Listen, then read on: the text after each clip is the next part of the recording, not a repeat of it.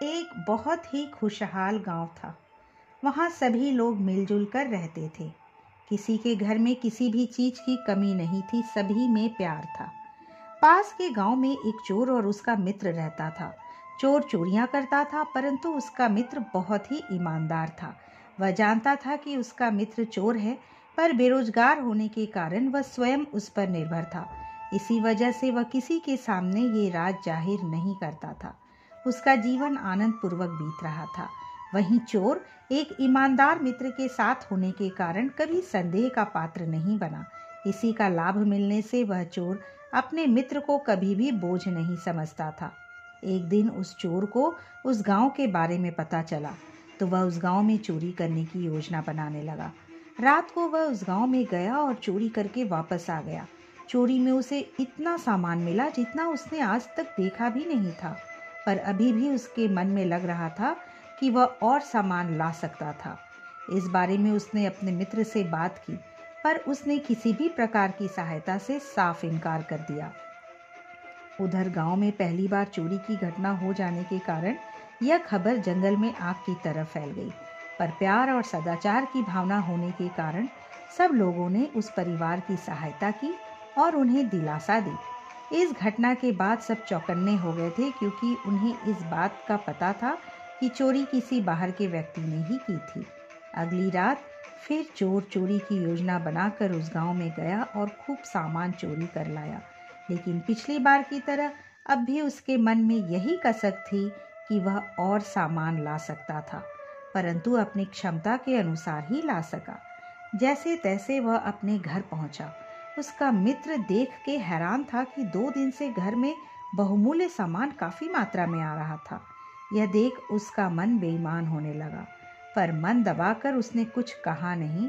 और उस गांव में दोबारा चोरी की घटना हो जाने से गांव वाले इस बात पर शर्मिंदगी महसूस कर रहे थे कि वे अपने गांव की सुरक्षा भी नहीं कर सकते। तब उन्होंने गोपनीय ढंग से चोर को पकड़ने की योजना बनाई। अगले दिन चोर ने अपने मित्र पर साथ चलने का दबाव डाला और चोरी में मिलने वाली चीजों के बंटवारे की बात की, तो उसका ईमान डोल गया और उसने साथ जाने का प्रस्ताव सहर्ष ही स्वीकार कर लिया।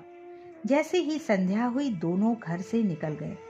उस चोर ने अपने मित्र को चोरी के कुछ गुण बताए ताकि वह कोई गलती ना करे। जब दोनों उस गांव में पहुंचे तो गांव वालों ने छिपकर उन पर नजर रखना आरंभ कर दिया। थोड़ी दूर जाते ही चोर को इस बात का आभास हो गया कि उनका पीछा किया जा रहा है, पर उसके मित्र को इस बारे में पता नहीं था। वह तो बहुत डरा हुआ व घबराया हुआ था।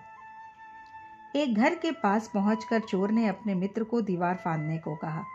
जैसे ही वह दीवार फांदकर घर में घुसा, चोर चालाकी दिखाते हुए गांव वालों को चकमा देकर गांव से बाहर निकल आया और रातों रात अपना सारा सामान समेटकर अपना गांव छोड़कर चला गया। वहां उस गांव में उसका मित्र घर में तो घुस गया था, पर जब उसने देखा कि उसका मित्र कुछ देर तक नहीं आया तो उसके पसीने छूटने लगे। वह थोड़ा आगे बढ़ा तो उसके पैर एक बाल्टी से टकरा गए और बाल्टी गिरने के कारण शांत अंधेरे में बहुत तेज आवाज हुई। आवाज सुनते ही सारे गांव वाले उस घर के बाहर आ गए और उसे पकड़ लिया। वह घबराया हुआ बोल रहा था कि उसने कुछ भी नहीं किया और माफी मांगने लगा, पर गांव वालों ने उसे माफ नहीं किया और पहले हुई 2 चोरियों का इल्जाम भी उसी पर डाल दिया गया। पूछताछ पर उसने अपने चोर मित्र के बारे में बताया।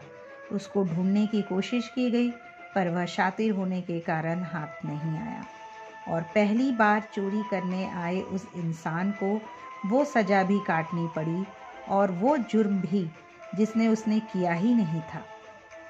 वह बार बार कहा जा रहा था कि मैंने आज तक ऐसा काम नहीं किया, आज पहली बार मैंने ऐसा करने की कोशिश की, कृपया मुझे माफ़ कर दीजिए। पर किसी ने उसकी बात नहीं सुनी और उसे कठोर दंड दिया गया।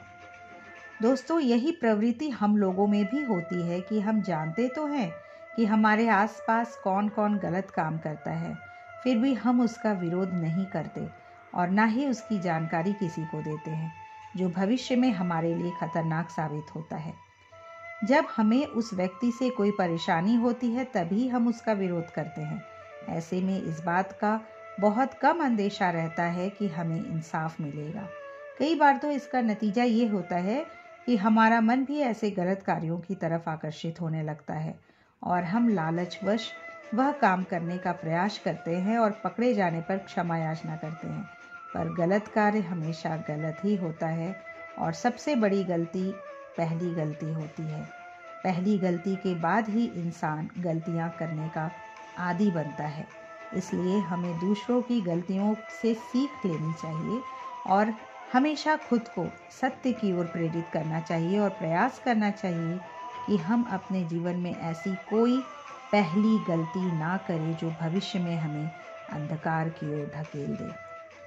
दोस्तों, यदि ये कहानी आपको अच्छी लगी तो इसे लाइक कीजिए।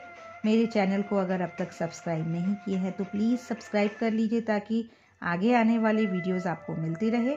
अगली बार एक नए विषय के साथ आपसे फिर मिलेंगे। नमस्कार।